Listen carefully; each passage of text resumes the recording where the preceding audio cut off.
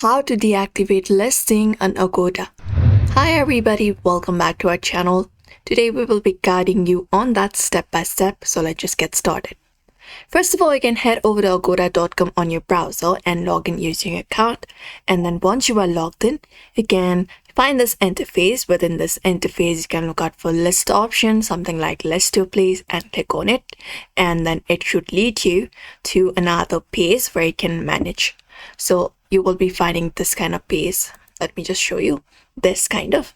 So all you gotta do is here you will be finding a listing section. Just go and click on listings and it will show you your listings. There are the three process. One is in process, which has not been published yet, but another one is something like active.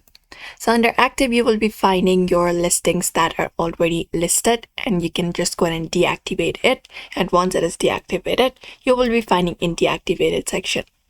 So in order to basically go ahead and deactivate your listing, you need to head over to the listing that is already published.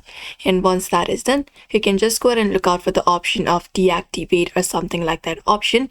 And once you do so, once it is completed, it will be in this deactivated section and you will be knowing that way you have done it.